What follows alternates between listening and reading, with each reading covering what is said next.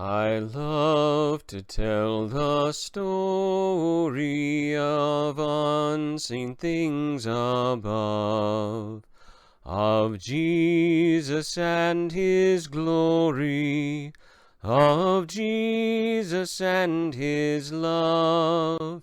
I love to tell the story, because I know 'tis true. It satisfies my longings as nothing else can do.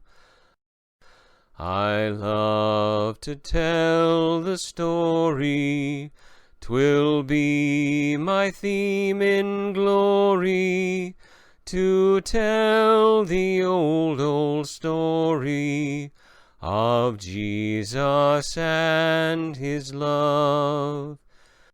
Our story today is Jeremiah's lament over the destruction of Jerusalem. The subtitle is, "Life is dangerous, but there is hope." We have observed that life in this world is hard. We have also noted that life in this world is unfair. People consider life to be unfair because we do not always see people get rewarded for their good deeds, but sometimes we see them get punished for them. We do not always see people get punished for evil deeds, but sometimes we see them get rewarded for them, and that is not fair. Now consider that life in this world can be extremely dangerous, as we frequently find ourselves in situations where there is a high likelihood of harm or injury to us. Let's look at some of the dangers we face today. Danger from accidents. This danger has always existed, and it does not matter how many safety precautions we develop, there will always be danger. Also, we continue to try to do what we did when we were younger without considering our changing abilities. Danger from aging and disease. People are always looking for the fountain of youth, but these human bodies deteriorate and die. We have an increased risk of many illnesses as we age: heart disease, stroke, cancer, dementia. Danger from the flu. Fear of the danger of the flu has been raised to an all-time high. This fear has been promoted and encouraged by the government, media, and the medical profession. And the result is that many people have hunkered down in fear, going into hibernation, afraid to leave their homes, even angry with those who do. We face danger from political forces. In their drive for power and control, politicians have always posed a threat to ordinary people. Politicians recently interfered with our freedom to worship. Churches have been shut down and are being restricted by the government due to the COVID-19 scare. They have been trying to deny the freedom to practice what you believe.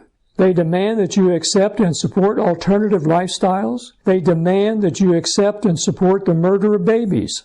Some people are being required to practice what is contrary to their belief. Medical professionals required to participate in murdering babies. Businesses required to support alternative lifestyles. For example, bakers and photographers must facilitate homosexual marriages. We're faced with danger from an increasingly violent political struggle. What are the sides? First, the globalists. The globalists want to tear down and rebuild the country according to their dreams. Open borders, alternative lifestyles, greater government control, criminalizing all challenges to their positions. Now they seem to have control of the media, social media, academia, and some local and state governments. The next group would be the localists. The localists want to maintain traditional values of their community. This includes family and faith. By far the largest group would be the fence sitters. The fence sitters say, "This does not affect me, leave me alone." It is becoming a physical struggle, not a debate over ideas. There has been rioting in many cities. In the 70s, similar events took place, but they were not coordinated or financed as they are today. This rioting has posed an imminent danger to those living and working in and around the riots. If conditions worsen, the danger will increase and involve many, many more people. Finding the truth about what is happening is increasingly difficult. If the media uniformly supports one side, where do you get the facts? I recently heard a prayer that was offered by a pastor when two sides were contradicting one another. His prayer was, "Lord, if one side is true and the other false, help me discern which is which and to follow the truth." If both sides are false, help me to find the truth somewhere else. And if both sides are partially true, help me discern what the truth is and to select those parts and put them together. The truth will always be consistent with Scripture, God's revelation of truth. Judging by their recent behavior, what are some possible consequences for Christians if the globalists win this struggle? Christians will be demonized. There will be a significant loss of religious freedom. Indoctrination into the ideology of the winners may be required. Failure to yield may be viewed as criminal activity. So what should we do? We should stay focused on our real purpose, glorifying God. No matter how hard life is, glorify God. No matter how unfair life is, glorify God. No matter how dangerous life is, glorify God. Be led by the Spirit, and you will have peace, and you will never lose hope. Now let's consider a few questions about hope. What do you see as similar between wishing and hoping?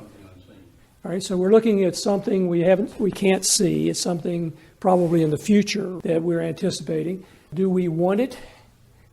So it's something we desire out in the future.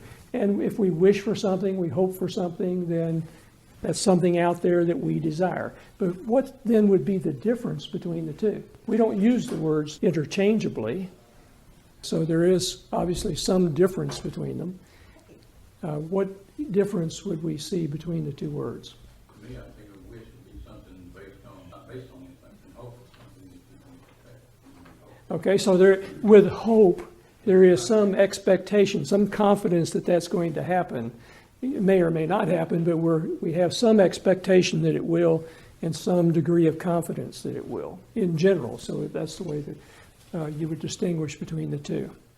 So if you have that expectation of something happening, what's the basis of people's hope? If their hope is something that they expect in the population as a whole, we're quite different there as to what the basis of our hope is. And what kinds of things do people base their hope on? Faith, certainly. It is faith in something. And if you expect this hope really has a chance of happening out there, then what's the basis of that? There is some faith in something working. Basically, that question becomes, where do people place their faith? What's the basis of their faith? And that faith then becomes the basis of their hope. So where is that? For us, it's clear. Our faith is in God and His promises. But for people who don't believe in God, what's the basis of their hope? Where do they put their faith? The government. Government, money, power, health, yes. And if you go into a hospital and you're needing services, you put your faith in the doctors, don't you? So in a physician, not necessarily the great physician. So there is a relationship between faith and hope, and that's important for us to understand as we deal with hope here. But in those hard times and in the darkness, why is it so hard to maintain that hope? Things are not going well. You'd have to really believe they have hope. So if things aren't going well, we have a tendency to think they're going to continue to not go well. If things are going well for us, we have a tendency to think that they're going to continue to go well for us. That's the kind of creatures we are. We just kind of believe that whatever's happening, that's the way it's going, and that's the way it's going to go. So if the times are dark, if the times are hard or difficult for us, then we have a tendency to believe that, this is just the way it is, and I can't get out of this. If that's the case, then we start to lose the hope, don't we? Because the hope is that desire for something better. And the belief that there's something better is going to happen for us. And so if the times are hard, then we tend to believe that that's not going to be the case, and the hope starts to slip away from us. What about a person who loses hope? Now, you've all known people at various points, and maybe it's even happened to you on occasion, where they have lost hope. Depression, slip into depression. That's a serious condition, isn't it, to lose hope? But it happens, and it happens to lots of people. And it can happen to someone who is in fact a believer. Things can get hard in a person's life and can go on long enough in a person's life that they can start to lose hope. So one of the things I want us to think about is if that happens, if we start to lose hope, what do we do about it? Now, it's one thing to sit here in a nice, comfortable Sunday school class on a Sunday morning, getting ready to go to church and think about this and address it.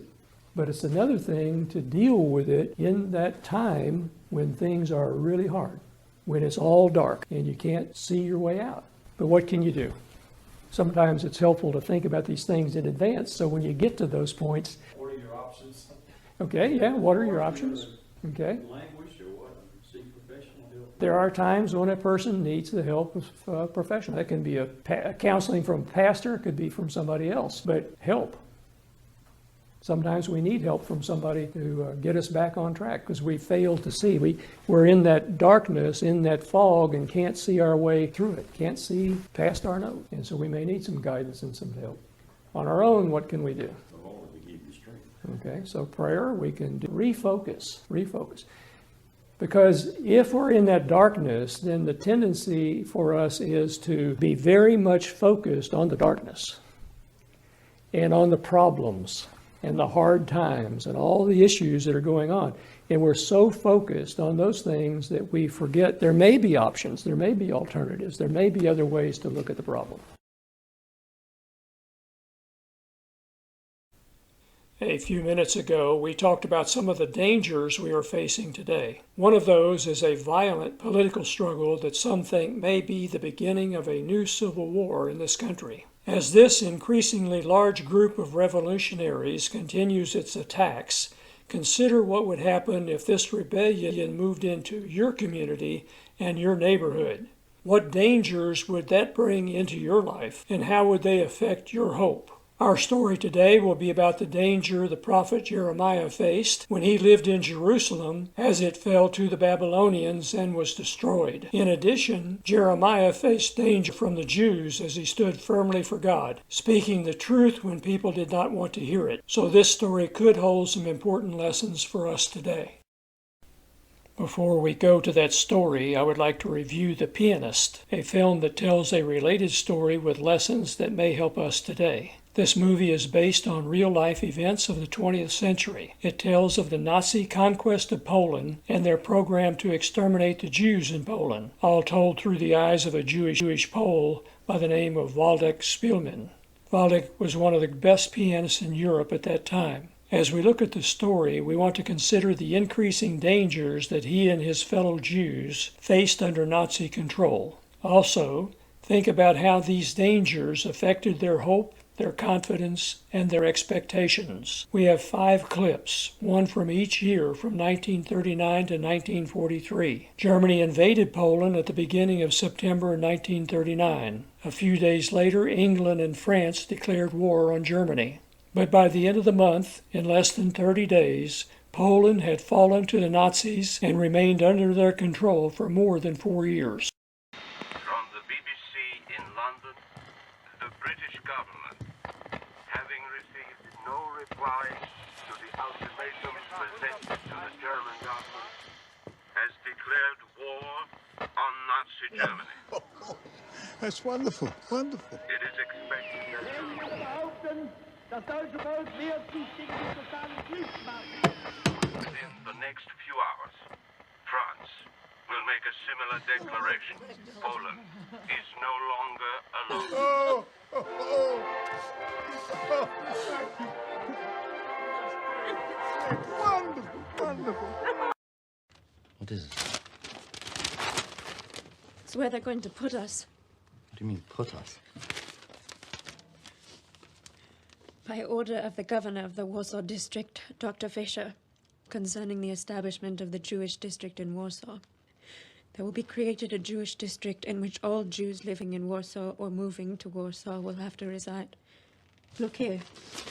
Jews living outside of the prescribed area will have to move to the Jewish district by 31st of October, 1940.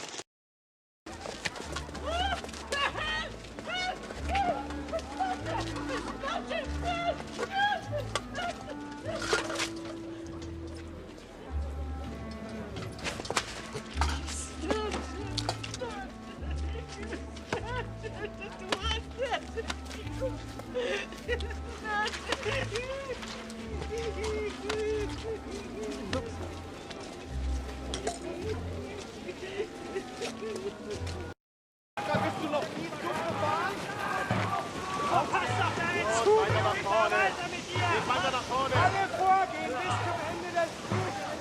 Bis der letzte Waggon. Spielmann!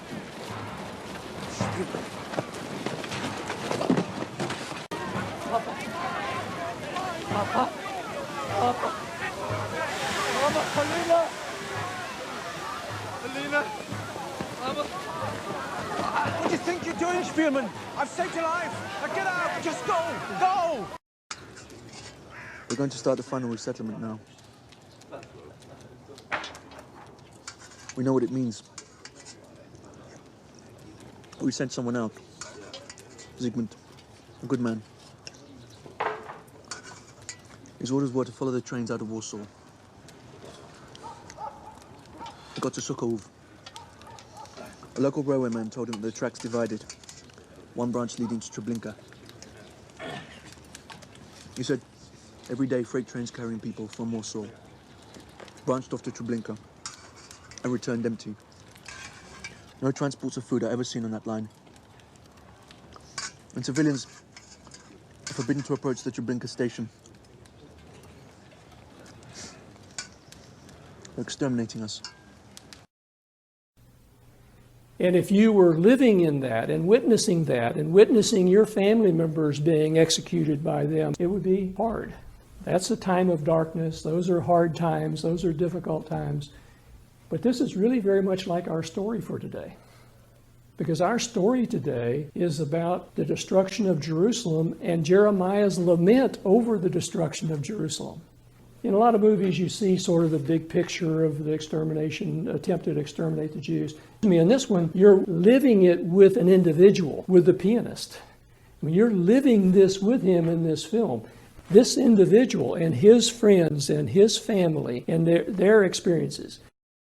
Well, that's what we have in our story today with Jeremiah. We're getting a focus on the real live events of what took place with the destruction of Jerusalem and Jeremiah's experience in that destruction and his feelings after that took place in his mind. A man of great faith. I mean, here's a prophet of God, Jeremiah. In his Lamentations, you see the struggles that he went through because of the hard times that he went through. So it's very much like what you see in this film. We need to deal with the background first to understand this destruction of Jerusalem. You have Zedekiah, who is king of Judah, and he's made king of Judah by the Babylonians. Judah's been on a downhill slide for a long time. Other nations have been in control of Judah for a long time. The Egyptians for a while, the Babylonians now. And so the Babylonians controlled Jerusalem and Judah for almost the last 12 years. Jerusalem was still there before it was destroyed. And Zedekiah was the king during that period of time. But he was there at the pleasure of the king of Babylon. Zedekiah, putting his hope in government, politics, and war, made a deal with the king of Egypt, the Pharaoh, so that the Pharaoh would come to their aid should they have any problems with Babylon. So now that Babylon has come against Zedekiah, the king of Babylon, Nebuchadnezzar, is very upset with what Zedekiah has done and his allegiance now to Egypt. And so he's coming to inflict the final punishment on Jerusalem. So as the Babylonians surround the city of Jerusalem, let's talk about this for a second. When you talk about the cities in this part of the world at this time, you're talking about walled cities. So you have cities that are walled and typically sitting up on a hill. Would that be a pretty good defensive position in those days, considering the weapons that they had available to them 600 years before Jesus? Because you're dealing with bows and arrows and stones and clubs and swords and pretty much hand-to-hand combat, with the bows and arrows being anything, the most that you could use in a distance. So if you had a walled city sitting up on a hill, then for anybody to get to you, well, first of all, they have to come up the hill, then they've got the wall up there. You're standing on top of the wall, able to inflict great pain on them. However, what's the weakness of that position? Supplies. Where's the food and how long will the food and the water last? If you have an enemy that is not very great, then you'll be able to withstand them and they'll just have to go away and you'll open your gates and go out and move on. But if you have a strong enemy, such as the Babylonians, the primary power of this time in the world, they can stay there as long as they want. And so one of the problems you'll have inside the city is famine. No water, no food. I mean, it just gets to be pretty serious after a while. So you have a problem if your enemy is strong. Well, Jerusalem has a very strong enemy with the Babylonians. So the Babylonians have the city surrounded. Nobody can get in or out. And for the last year and a half, that's the way it's going to be. The city is surrounded, so food is going to get very scarce. The city's under attack. Sure enough, word gets to the Pharaoh. The Pharaoh sends some troops up. The Babylonians hear that the troops are coming. So they leave the city for a little bit to go out and to meet Pharaoh's army, because they want to meet them away from the city to get no Jews joining them and getting hit from front and back, but just get out there and face them and drive them back. When the Babylonians withdraw from the city temporarily, the Jews in the city are ecstatic. They figure this is all over. So they are very much mistakenly encouraged by withdrawal of the Babylonians, because they think that now it's all over and we're safe and we can go do our thing.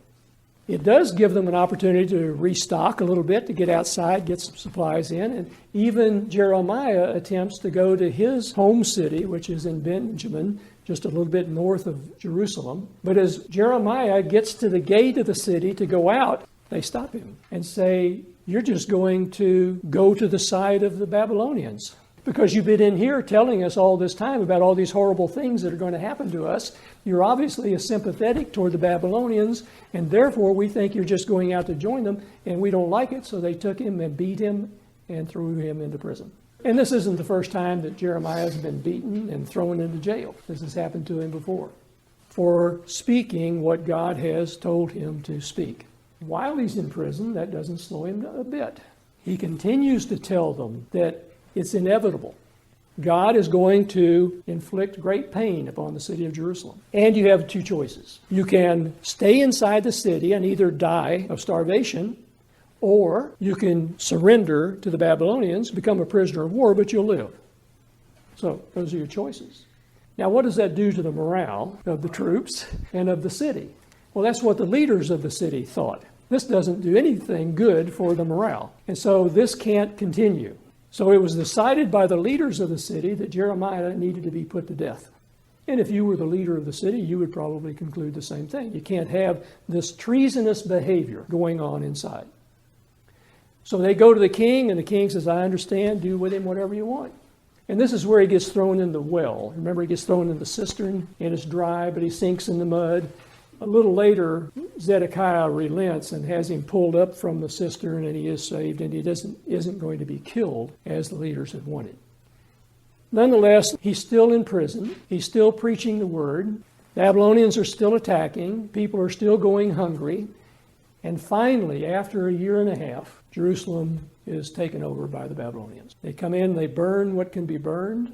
They then knock down the stone walls. The temple is destroyed. The housing inside the city is destroyed. Everything is destroyed. The city is leveled. The walls are knocked down. The great, massive walls of Jerusalem knocked down. So Jeremiah's prophecies are all coming true. More than that, Zedekiah is taken captive by the king of Babylon and is forced to witness the execution of the leaders of the city. Then he's forced to witness the execution of his sons.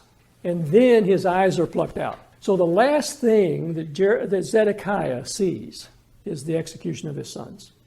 That's what he will live with for the rest of his life, his sight of the execution of his sons. Then he's put in chains.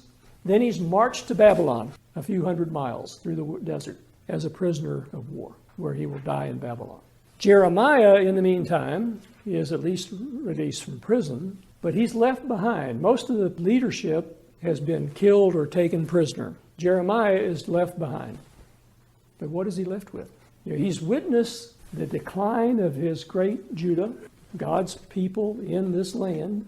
He's witnessed that decline throughout his lifetime. He's witnessed the city under Babylonian control for almost 12 years. He has been in prison himself for the last year and a half. He's watched the city go through all sorts of turmoil with the famine and everything else that took place. It's been a hard time. If you had experienced the same thing, with even your own people trying to kill you, what would you have done? How would you feel? How much hope would you have? So let's look at Jeremiah's Lamentations. These are 5 poems that he has written after the fall of Jerusalem. And we're going to focus on the third one, chapter 3 of Lamentations. And we sort of rotate back and forth. We talk about losing hope, and then we talk about having hope. And then we talk about personal responsibility, and then the difficulties again, and the difficulty of holding on to hope, and then, again, holding on to it and what we need to hold on. Let's look at these. First of all, in those hard times, what did Jeremiah feel? He felt what you would have felt and what I would have felt. This is hard. This is very difficult. First of all, in verse 1, he talks about with all his afflictions, and he speaks for himself and for the city of Jerusalem and for the people of Judah. He talks about all these afflictions and being under God's wrath. Because that's what was happening to Jerusalem, wasn't it? It was God's wrath inflicted upon the nation because of its departure from him and his ways. And Jeremiah, being part of that, was not spared it. We may have a very close relationship with the Lord individually. But if God has had enough at some point with your nation and decides to inflict righteous judgment upon the nation, will you be spared? Probably not. As we look in history with the experiences of the Jews, when troubles came upon the nation, there were some good folks in there, weren't there? Jeremiah went through some very hard times individually. In the movie that we looked at, The Pianist, there was no evidence in there that that Jewish family was Jewish in faith. There's just Jewish by culture and heritage. But even in faith, would it have been hard? There were Jews who were good Jews, good religious Jews, who experienced the same hardships, who saw their families murdered in front of them. But Jeremiah talks about God's affliction and it being under his wrath. And then a very interesting verse in verse 17. He talks about having forgotten happiness.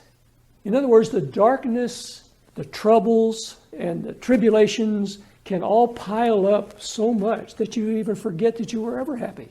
Forgetting happiness. That's a sign that you're headed for trouble, isn't it?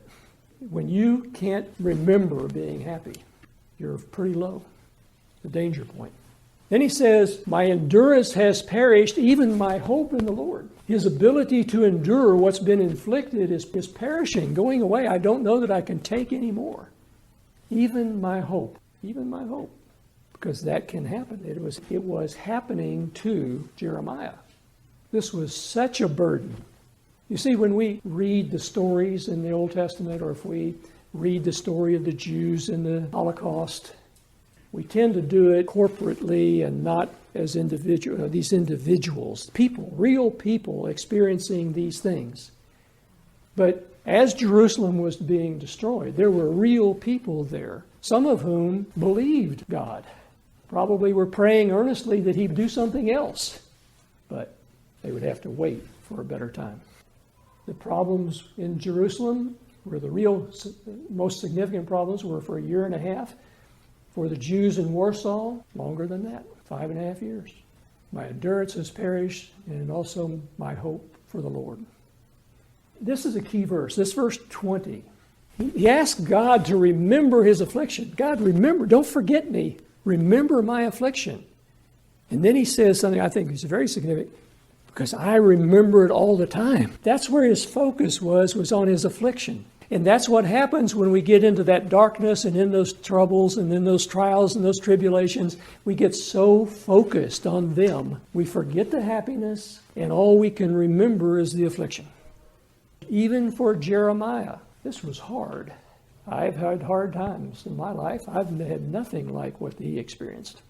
And I don't know about your life, and I'm sure you have experienced some very hard times in your lives, probably much harder than mine.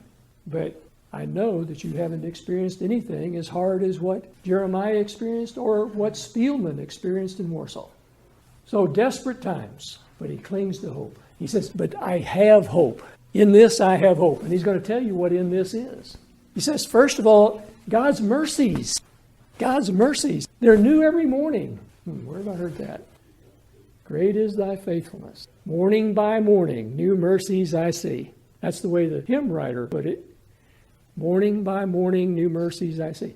I used that song because it does emphasize the necessity of maintaining that belief in him and his faithfulness to us, but also because that's what Jeremiah said. Jeremiah said, God, your mercies are new every morning. You, in fact, are showing your mercy to me every day, even in those difficult times, because they could be worse, couldn't they? There is no situation you have been in that could not have been worse. It could have been worse. And he was showing mercy to you in not letting it be worse. New mercies every day, every morning. New mercies I see. And then right after that, he says, great is thy faithfulness. So the hymn writer didn't have to go far to find something to say, did he?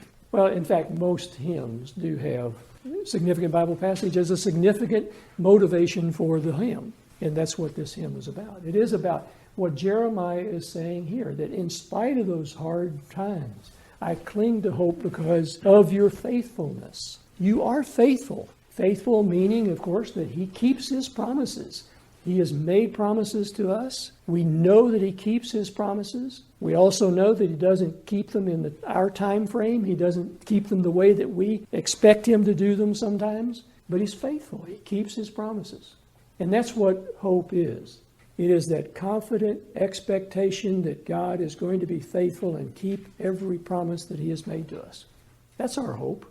That's what hope is. Confident expectation that God will be faithful, will keep his promises, and we trust him to do that. Great is thy faithfulness. I will hope in him. I'll maintain that trust in him, confident that he will in fact keep his promises. It may be a promise to inflict pain upon Judah, as he just did, but it's also going to be to keep his promises for the future. All of it flowing from his abundant and steadfast love. I mean, it is out of his love, out of his abundant love, out of his steadfast love, his consistency, his faithfulness, and we trust in that. So he says, I'm clinging to that. And that would be a good place to end it, but he doesn't end it quite there yet. He has a little section here which I've titled Our Responsibility. He talks about, here's what we need to do. First of all, is to remember that all this stuff is going on, that God's in control of it. He is in control. There isn't anything that happens, anything that anybody says or anything that anybody does that he doesn't control. He is in control. So we have to remember that he is in control. And he says there's no room for complaint. If we look at what we deserve, and this is consistent with the last lesson that we did 2 weeks ago, and what Jesus went through for us in going to the cross, in showing us the ugliness of our sin, and the great price that had to be paid for it. When we look at what we've done, the sin in our lives, we couldn't pay that price. But he's paid it for us, so we don't have to endure all that it deserves. Now, he may still discipline us, and we may go through some hard times and some difficulties and some pain and some suffering, but there's no room for complaint because we deserve so much worse. And he says, examine your ways. And he sticks right in the middle of this. Just some little gentle reminders for us that, hey, here's some stuff that you ought to think about. Look at your life. Look at what you do. Look at the way that you live your life. Is that a God-honoring life? And the final encouragement is to lift your heart and your hands to God. Keep your focus here. It is when those hard times come and we start to focus on the hard times, we focus on the darkness, and we get into trouble. We forget the happiness. We are to lift our hearts to God. We are to keep our focus on him. And when we have that focus on him, even when the difficulties come, there's no room for complaining, but we are to recognize his work in our lives, even when it's hard. And so we continue to lift our heart to God. He said all this encouraging stuff, but that doesn't mean that life is going to be encouraging the rest of the way. See, our troubles and trials may be for the last 10 years of our lives or 20 years of our lives, or we don't know how long, but it can be for a long period of time. And we have to hold on and not lose our hope. That hope is built upon our faith. And if our hope is in trouble, then maybe our foundation is in trouble. So we have to hold on. Reminder, we have rebelled. That's why Jerusalem was going through all that it went through, was the rebellion of the people of Jerusalem. Got to the point where God was going to act, and he acted. And God deals with it. Whatever happens, God deals with that. And he says, I may cry rivers of tears. And even as the hard times go on, yes, we may cry rivers of tears. It may be hard for us. And it's okay to let him know that it's hard for us. It's not the same thing as complaining. But he says, I'm going to cry rivers of tears until God hears me and relents. Maybe it's this life, maybe it's not. Maybe it's not. Maybe it's not until we leave this world that we get reprieve. And then he comes back to the certainty of hope. Remember, God has said, do not fear. That's what happens when we get in the darkness and in the hard times, isn't it? When we forget the happiness and we can't see outside the darkness, we get scared. And we start getting scared of things that we should not be afraid of. God has redeemed us. This is an even stronger message for us, I think, than for Jeremiah. You know, the prophet of God 600 years before Jesus. Now that Jesus has come and done the work that he has done, for us to now understand the redemption of Christ, what he has done for us in taking that away, paying the penalty for our sin. Yeah, we may be disciplined and we may have some hard times and we may go through a lot of very difficult stuff, but we've been redeemed. We don't have to pay the ultimate price that Jesus paid for us.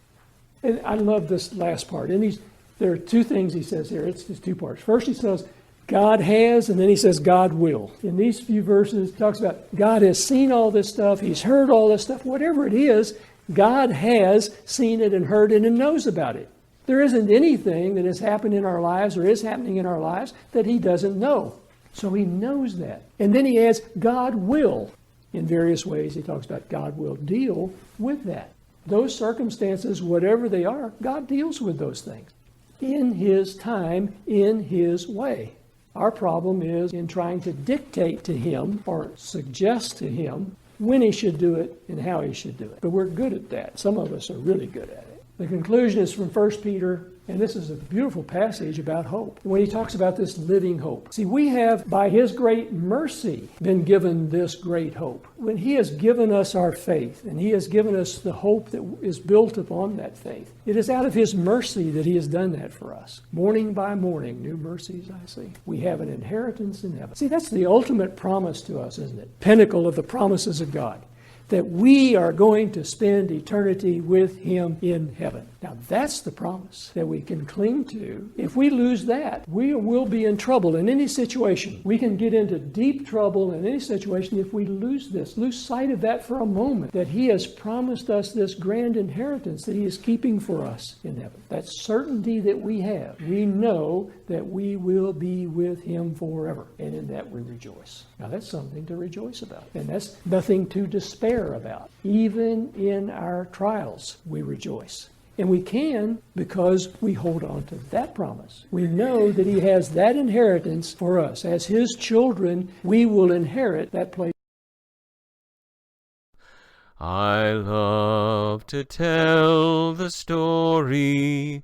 'Twill be my theme in glory, to tell the old story of Jesus and his love.